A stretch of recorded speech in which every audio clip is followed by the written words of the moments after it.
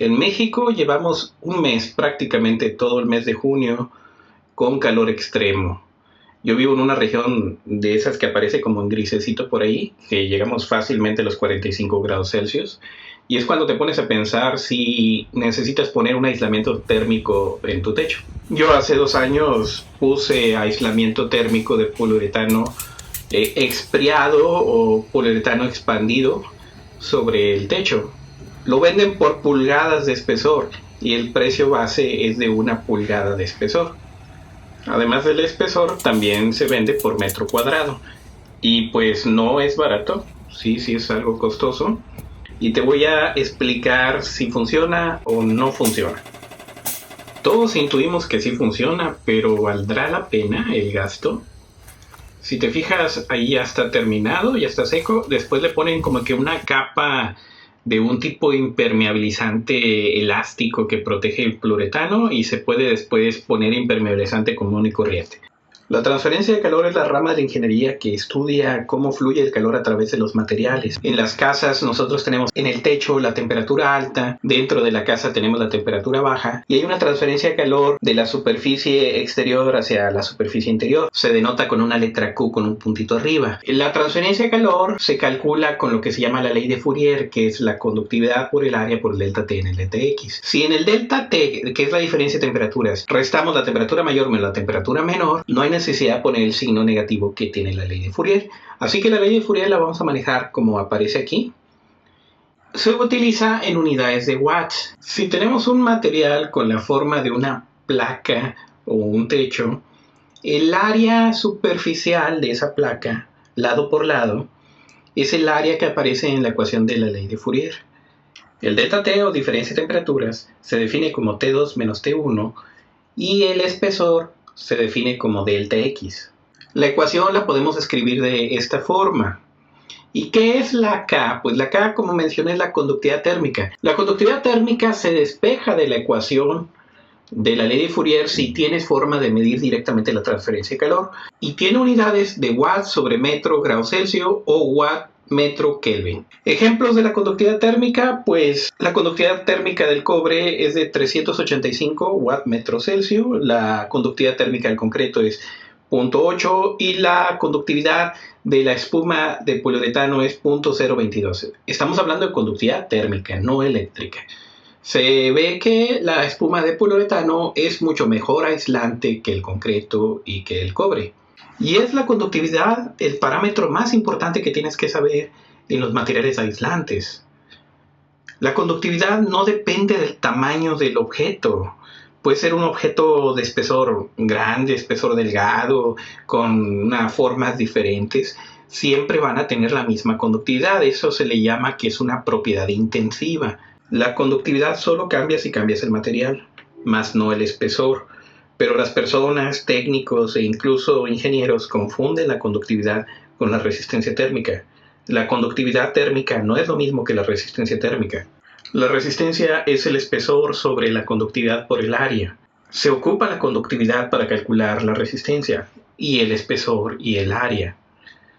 En el caso del poliuretano, como ejemplo, imagínate que tenemos un área, un espesor, y yo tengo una placa de poliuretano de mayor espesor, digamos el doble, y que sea la misma área, pues tendríamos mayor resistencia térmica. Así que la resistencia térmica sí depende del tamaño del objeto. Se dice que es una propiedad extensiva, que depende de la extensión del material. Muchas empresas se han acercado conmigo que quieren determinar la resistencia térmica de su material. Y yo les comento, no, lo que necesitas es la conductividad. Y ya con la conductividad tú puedes sacar la resistencia térmica al espesor que tú quieras y al área que tú quieras. En el sistema internacional, las unidades de la resistencia térmica son Celsius sobre watt. Y el área usualmente la estandarizan a 1 metro cuadrado. La norma mexicana 018 ENER 2011 define los métodos para determinar la conductividad térmica y está basada en las normas de la ASTM C518 y C177. De hecho, son copias, son traducciones. Pero esta norma solo te dice cómo evaluar la conductividad y calcular la resistencia térmica, pero no te dice cuál es la recomendada. Hay otra norma que sí te lo dice, que es la norma NMX C460 11-2009. Las normas NMX no son obligatorias, son opcionales. Y las NOM son normas oficiales que sí son obligatorias. Bueno, todas estas normas se venden, por eso no las puedo mostrar, tú las puedes comprar si te interesa, pero yo puedo mencionar lo que dice por ahí, la información. La NMX, por ahí tiene una tabla donde te pone pues el país y lo divide en diferentes zonas. De hecho, las zonas más calientes son los que denominan la zona 1 térmica.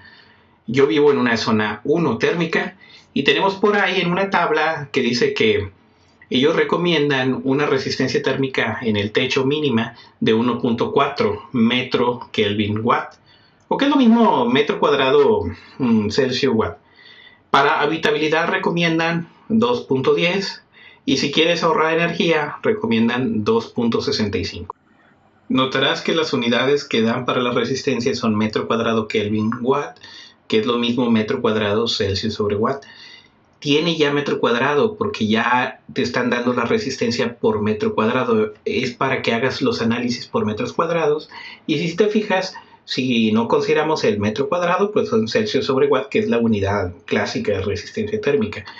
Por ejemplo, si yo tengo que la resistencia térmica es el espesor entre la conductividad por el área, pues ¿cuál sería el espesor que debería usar si uso poliuretano y yo quiero ahorrar energía? Entonces tendría que despejar de la ecuación el espesor, que es el delta X, que daría resistencia por conductividad por área, y el área pues ya no la tomo en cuenta porque ya la pusieron por acá. Ya está considerada en ese valor que te están dando, es por un metro cuadrado. Así que únicamente voy a multiplicar lo que es la resistencia térmica por la conductividad. La resistencia térmica para ahorrar, 2.65 por 0.022, que es la conductividad térmica del poliuretano, pues nos estaría dando un espesor de 0.0583 metros, que viene siendo 5.83 centímetros. Convertido a pulgadas sería 2.29 pulgadas. O sea, 2.3 pulgadas. Para la habitabilidad, ¿cuál espesor se necesitaría? Pues calculamos que es 2.10 metro grado Celsius watt por 0.022 nos da 0.0462 metros, o sea 4.62 centímetros, que es lo mismo que 1.81 pulgadas.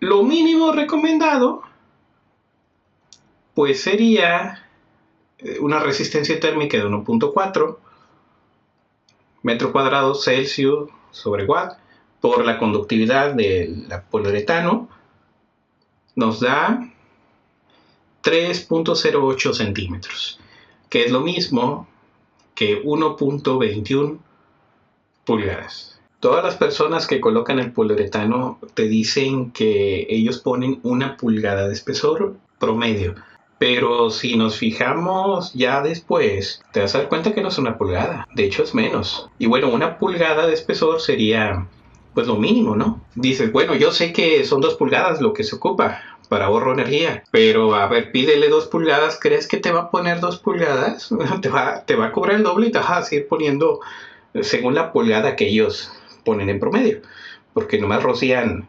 en una pasada. Las mediciones térmicas nos arrojan una temperatura máxima exterior de 56.4 Celsius con una promedio de 54.2 Celsius. Y dentro, pues tenemos una temperatura máxima de 42.8 con una promedio de 37 Celsius. Lo que sí noto es que es uniforme, no se ven como que puntos de calor. El calor es uniforme gracias a esa capa de poliuretano. Es menor y es uniforme. Ahorita vas a ver a qué me refiero con que es uniforme. Voy a compararlo con otra casa. Esta es mi casa donde yo le puse el poliuretano. Miren, aquí voy a sacar con el pirómetro óptico la temperatura, ahí se alcanza a ver el promedio, donde dice promedio, después de varias lecturas, 37 grados Celsius. Entonces nos da promediado pues una diferencia de temperatura de 17.2 Celsius. Esto se midió pues a las 3 de la tarde, un día que había como 42 grados Celsius de temperatura ambiente. Ese mismo día, a la misma hora, fui a una casa de un vecino que no tiene aislamiento y medimos una temperatura interior de 42.6. Aquí tengo las imágenes de la cámara térmica. La casa no tiene aislamiento térmico, pero fue construida con paneles de poliestireno dentro de la losa, o sea, los cuadros de hielo seco que dice la gente. Entonces se ve que sí funciona. Ven ahí como que unos cuadros azules.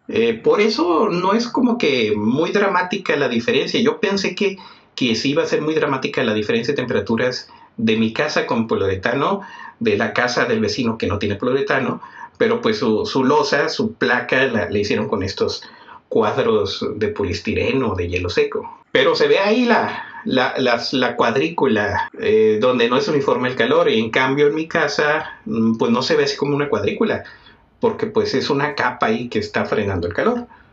En mi casa la losa, el techo lo construí con concreto y barro block. No usé esos cuadros de hielo seco porque estructuralmente es más resistente el barro block que el poliestireno, que el hielo seco. Por eso yo le puse después el aislamiento poliuretano.